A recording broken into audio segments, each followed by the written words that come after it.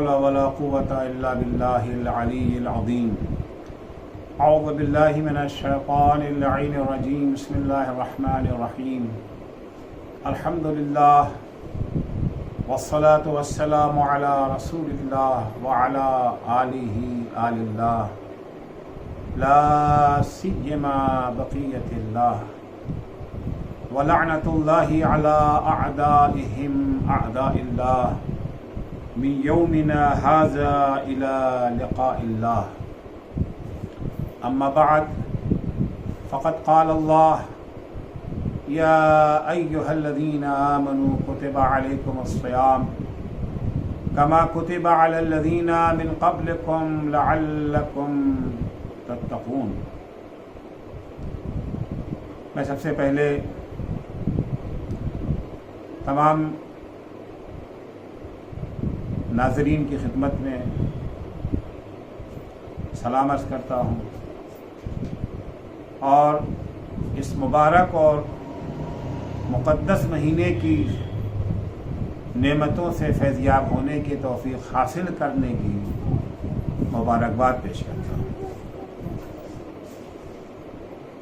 آج دنیا میں ہر طرف ہاہاکار مچی ہوئی ہے. شاید ہی کوئی ایسا ملک ہو جو کورونا جیسی مصیبت سے دوچار نہ ہو. لوگ ڈرے ہوئے ہیں، سہمے ہوئے ہیں، مصیبتوں میں گھرے ہوئے ہیں. ہر انسان پریشان و حیران ہے. مصیبت کے موقع میں اگر خوشی کا پیغام مل جائے، مشکل کے حالات میں اگر کہیں سے کوئی سہارا مل جائے تو کتنی بڑی خوشی کی بات ہوتی ہے. انہیں مشکل حالات میں خداوند عالم نے ہمیں ماہ رمضان جیسی نعمت عطا کر دی. وہ نعمت، وہ مہینہ جو برکت و مغفرت و رحمت کے ہمراہ ہے. سرکار ختمی مرتبت نے ماہ شعبان کے آخری خطبے میں فرمایا تھا ایھا الناس قد اقبل الیکم شہر اللہ بالبرکۃ والرحمۃ والمغفرہ. اے لوگو، تمہارے پاس اللہ کا مہینہ آ رہا ہے. وہ مہینہ جو اپنے ہمراہ برکتیں لے کر کے آیا ہے، اپنے ہمراہ رحمتیں لے کر کے آیا ہے، اپنے ہمراہ مغفرت کے سامان لے کر کے آیا ہے. عزیزو، اگر انسان غور و فکر سے کام لے، اپنی فکر کو مختلف بندھنوں سے آزاد کر کے اپنے آغاز و انجام کے متعلق گہرائی سے سوچے تو وہ اسی نتیجے پر پہنچے گا کہ اس کی دنیاوی و اخروی زندگی کے لیے ضروری ترین اور قیمتی ترین سرمایہ تقویٰ ہے. یہی فضیلت و برتری کا معیار اور کسوٹی ہے. چنانچہ قرآن مجید میں ارشاد ہے انا اکرمکم عند اللہ اتقاکم. بے شک اللہ کی نگاہ میں تمہارے درمیان سب سے زیادہ معزز اور مکرم وہی انسان ہے جو سب سے زیادہ باتقوا ہے. دنیا و آخرت میں انسان کو کامیاب و کامران بنانے کے لیے انسان کو اللہ نے اسلام جیسی نعمت عطا کی ہے جو عقائد و اعمال کا مجموعہ ہے اور اعمال کی بنیاد تقوی پر ہے. انما یتقبل اللہ من المتقین. سورہ مائدہ میں ارشاد ہوتا ہے کہ صرف اور صرف اللہ انہی لوگوں کے اعمال قبول کرے گا جو صاحبان تقویٰ ہیں. اسلام ہی نجات کا واحد راستہ ہے اور وہ تقوی کے بغیر ناممکن ہے. انسانی زندگی کا سفر کامیابی سے طے کرنے کے لیے اللہ کی مدد اور اس کا ساتھ ضروری ہے۔ ہم اس کی ہمراہی کے محتاج ہیں، اور اللہ کی مدد اور اس کا ساتھ یہ نعمت عظمیٰ تقوی کے بغیر حاصل نہیں ہو سکتی۔ چنانچہ قرآن مجید میں ارشاد ہے کہ واتقوا اللہ وَاعْلَمُوا أَنَّ اللَّهَ مُتَّقِينَ، اللہ کا تقوی اختیار کرو اور یہ یاد رکھو، یہ یقین رکھو کہ اللہ صرف صاحبان تقوی ہی کے ساتھ ہے۔ اللہ کا ساتھ انہی لوگوں کو مل سکتا ہے جو تقوی کی دولت سے مالا مال ہے۔ بہترین زاد سفر تقوی ہے۔ یہ طویل سفر جو ہماری نگاہوں کے سامنے ہے، اس کا بہترین زاد راہ تقوی ہے۔ چنانچہ سورہ بقرہ میں ارشاد ہے وَتَزَوَّدُوا فَإِنَّ خَيْرَ الزَّادِ التَّقْوَىٰ وَاتَّقُونِ يَا أُولِي الْأَلْبَابِ، زاد سفر فراہم کر لو، راستہ طویل ہے، اور بہترین زاد سفر تقوی ہے۔ اے لوگوں، اللہ کا ارشاد ہے کہ وَاتَّقُونِی، اے لوگوں میرا تقوی اختیار کرو، البتہ خطاب صاحبان عقل و خرد سے ہے۔ وَاتَّقُونِی یا اولی الالباب، اے صاحبان عقل و خرد میرا تقوی اختیار کرو۔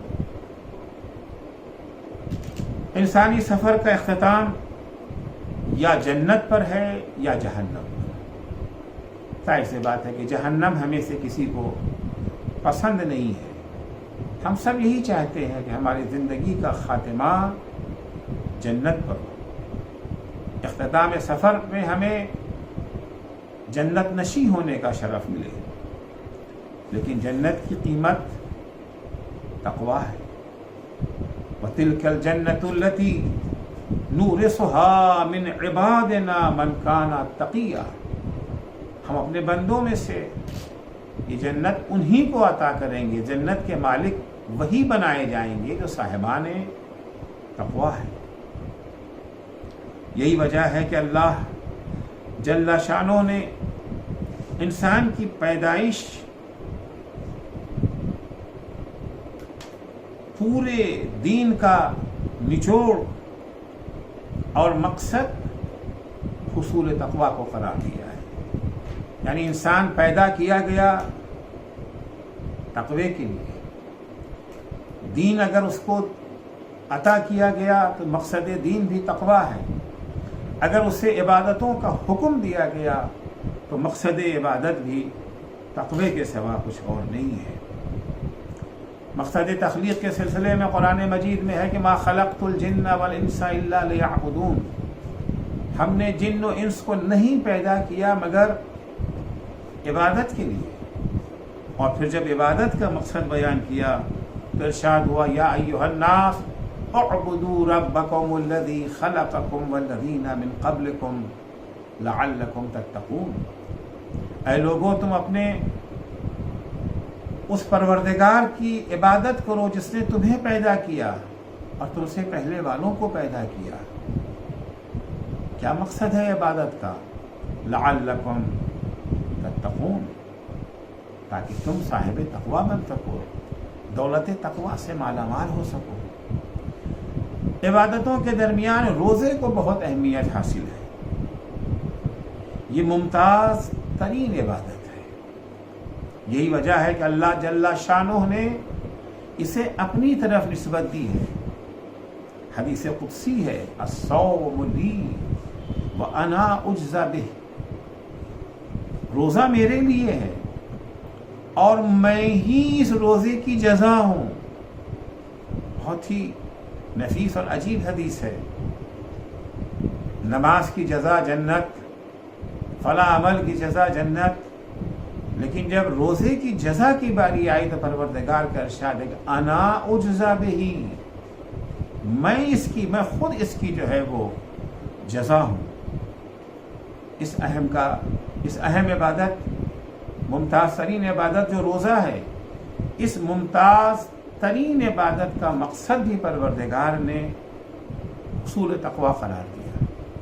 چنانچہ ارشاد ہوتا ہے یا ایھا الذین آمنوا کتب علیکم الصیام کما کتب علی الذین من قبلکم، اے صاحبان ایمان تم پر روزہ اسی طرح سے واجب کیا گیا جس طرح سے تم سے پہلے والی قوموں پر واجب کیا گیا تھا۔ کس لیے؟ لعلکم تتقون، تاکہ تم زیور تقوی سے آراستہ ہو سکو۔ اب سوال یہ ہے کہ تقوی کیا ہے اور متقین کون ہیں؟ کیونکہ اب تقوی کو اتنی غیر معمولی حیثیت حاصل ہے کہ فضیل و برتری کا معیار تقوی، دنیا و آخرت کی کامیابی و سرخروئی کا واحد راستہ تقوی، اللہ کی ہمراہی و مدد کی شرط تقوی، زاد سفر ارتقاء تقوی، جنت کی قیمت تقوی ہے، تو پھر انسان کی پہلی اور آخری خواہش یہ جاننا ہوگا کہ تقوی کیا ہے، اس کی پہچان کیا ہے، ہم کس طرح اس عظیم دولت کو حاصل کر سکتے ہیں، اور کیسے یہ پتہ چل سکتا ہے کہ ہم زیور تقوی سے آراستہ ہوئے یا نہیں۔ ہمارے ان تمام سوالوں کا جواب امیر المومنین حضرت علی بن ابی طالب علیہ السلام نے نہج البلاغہ کے خطبہ نمبر 193 میں فراہم کیا ہے۔ اس خطبے کا پس منظر یہ ہے کہ امیر المومنین کے ایک عالی مرتبت اور متقی صحابی جن کا نام حمام تھا، وہ اسم بامسمى تھے۔ حمام کا معنی بہت زیادہ غمزدہ رہنے والا ہے۔ حمام بہت زیادہ غمزدہ رہتے تھے، لیکن ان کا یہ غم و اندوہ دنیا کے سلسلے میں نہیں تھا بلکہ آخرت کے سلسلے میں تھا۔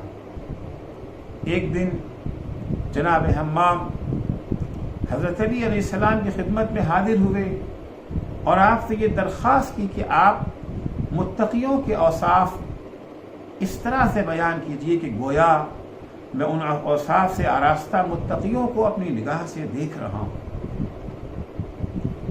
حضرت نے فوراً جواب دینے کے بجائے کچھ دیر سکوت اختیار کرنے کے بعد فرمایا یا حمام اتق اللہ واحسن فإن اللہ مع الذین اتقوا والذین هم محسنون۔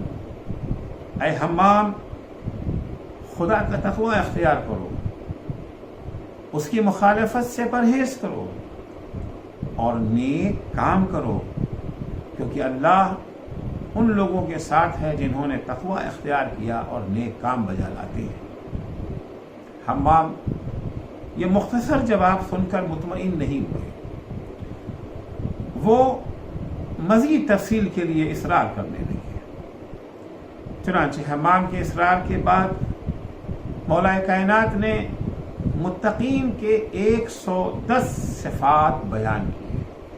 البتہ یہ حسن اتفاق ہے کہ ابجد کے لحاظ سے امیر المومنین علی کے نام کے اعداد بھی 110 ہی نکلتے ہیں، تو مولا کے نام کے اعداد کے برابر 110 صفات مولا کائنات نے متقین کے بیان کیے، جس سے اندازہ ہو سکتا ہے کہ متقی کون ہے، تقوی کیا ہے، متقین میں کون سے صفات ہوتے ہیں۔ ہم اگر متقی بننا چاہتے ہیں تو ہمیں چاہیے کہ اپنا جائزہ لیں کہ ان 110 صفات میں سے کون سے صفات ہمارے اندر پائے جاتے ہیں۔ مولا کے بیان کیے ہوئے متقین کے صفات کو بیان کرنے سے پہلے چند نقطوں کی وضاحت ضروری ہے۔ نمبر 1، مولا نے حمام کا جواب دینے میں تأمل سے کیوں کام لیا، فوراً ہی جواب کیوں نہیں دیا؟ کہ روایت میں یہی ہے، نہج البلاغہ میں صدر الدین نے یہی لکھا ہے کہ مولا نے فوری جواب نہیں دیا، کچھ دیر خاموش رہے۔ کیوں ایسا ہوا، اس کی اصل وجہ تو مولا ہی بہتر جانتے ہیں، لیکن بطور احتمال چند باتیں پیش کی جا سکتی ہیں۔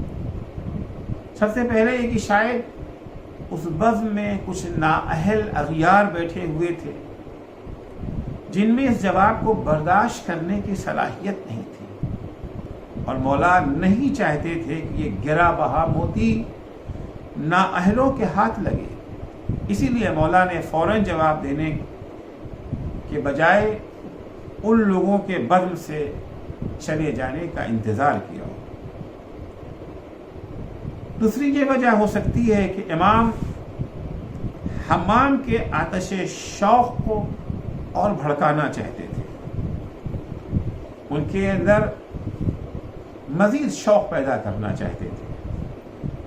تعلیم و تربیت کے میدان میں یہ ایک بہترین نقطہ ہے جسے مولا علی سے سیکھنا چاہیے۔ اگر کسی پیاسے کو فوری پانی دینے کے بجائے تھوڑی تاخیر سے پانی پلایا جائے تو وہ زیادہ بھی پیے گا اور اسے مزہ بھی زیادہ آئے گا۔ تیسری وجہ یہ ہو سکتی ہے کہ سوال و جواب کی تہذیب کا بھی یہی تقاضا تھا کہ حضرت فوراً جواب دینے کے بجائے کچھ دیر تأمل کریں۔ حضرت اس طرح سے عظمت علم کا احساس دلانا چاہتے تھے۔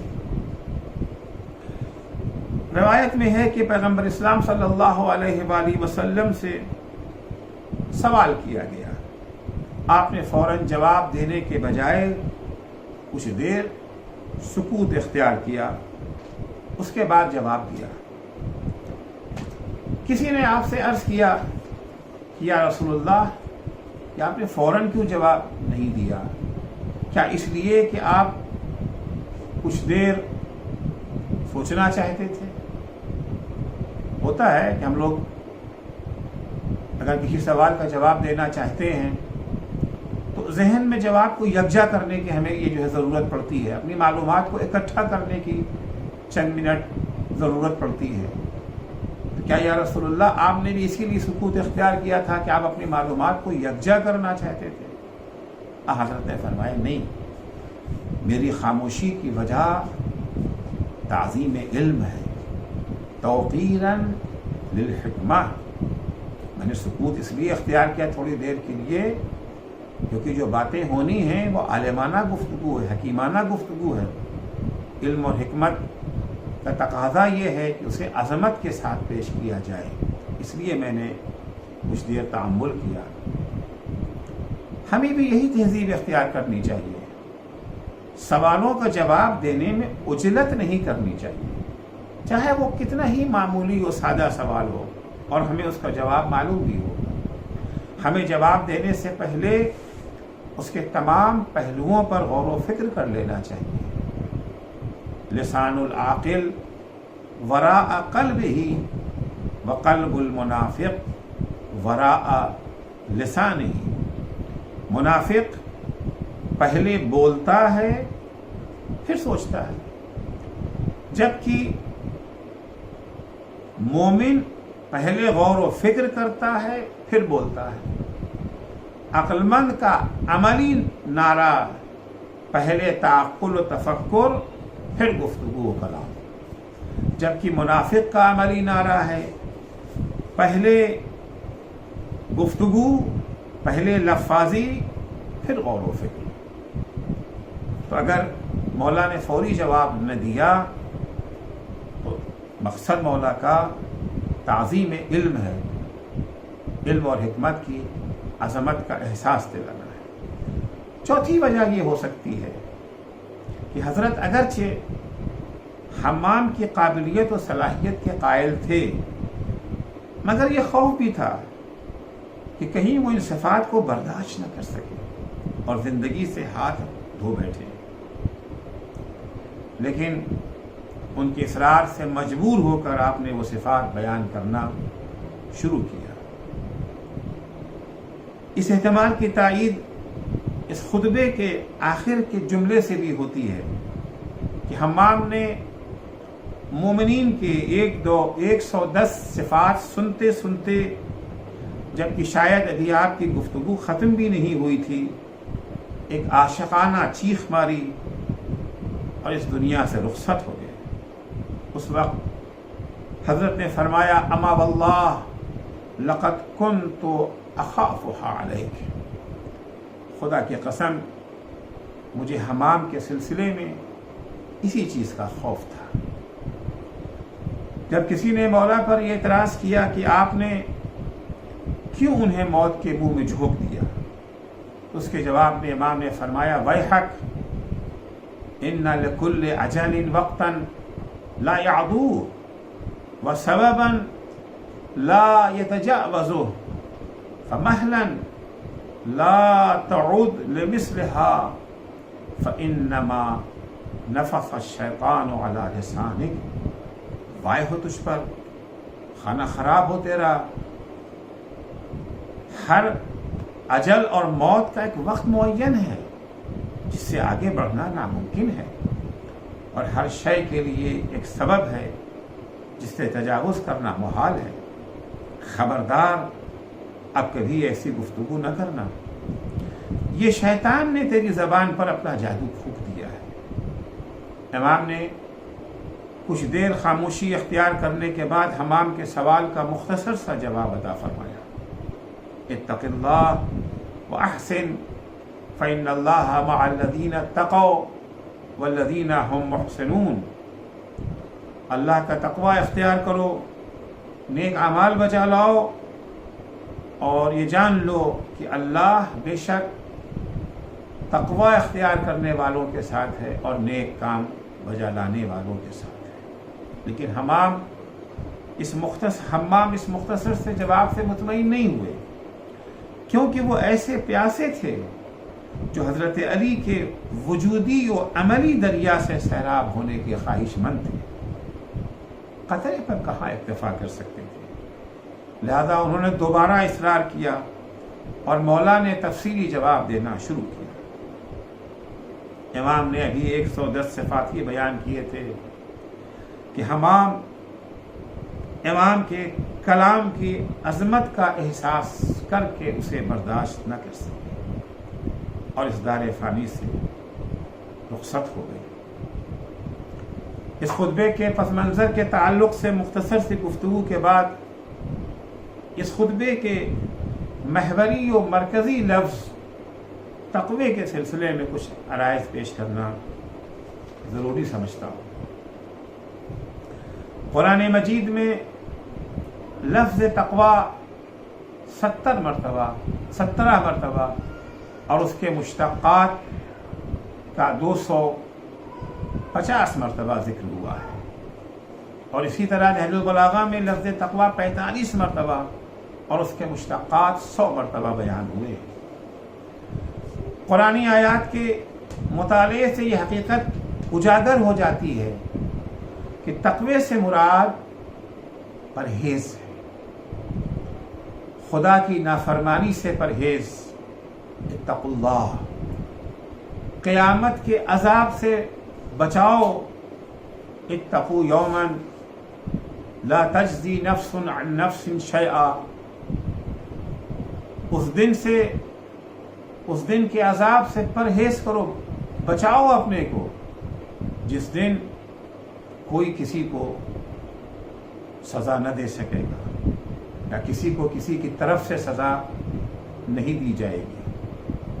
آتش جہنم سے تحفظ، اتقوا النار التي اعدت للکافرین، اپنے کو اس آتش جہنم سے بچاؤ جو کافروں کے لیے تیار کی گئی ہے۔ دلچسپ نقطہ یہ ہے کہ قرآن مجید میں اللہ جل شانہ نے خود اپنا تعارف بھی صاحب تقوی کی حیثیت سے کرایا ہے، یعنی خود اللہ اپنے کو صاحب تقوی کہتا ہے، اللہ خود اپنے کو متقی کہتا ہے۔ چنانچہ ارشاد ہوتا ہے کہ ہوا اہل التقوی و اہل المغفرہ، اللہ اہل تقوی ہے، اللہ اہل مغفرت ہے۔ کیا مطلب اللہ اہل تقوی ہے؟ ہم پرہیز کرتے ہیں اللہ کی نافرمانی سے، ہم پرہیز کرتے ہیں آتش جہنم سے، ہم پرہیز کرتے ہیں عذاب قیامت سے۔ اللہ کس چیز سے پرہیز کرتا ہے؟ اللہ بھی پرہیز کرتا ہے. اللہ پرہیز کرتا ہے ظلم سے، اللہ پرہیز کرتا ہے کسی کا اجر ضائع کرنے سے، اللہ پرہیز کرتا ہے ظالموں کے ظلم اور عادلوں کے عدل کو بھلا دینے سے، نظر انداز کر دینے سے. انشاءاللہ مزید تفصیلات اس سلسلے میں آئندہ تقریر میں آپ کی خدمت میں پیش کی جائے گی. والسلام علیکم ورحمۃ اللہ.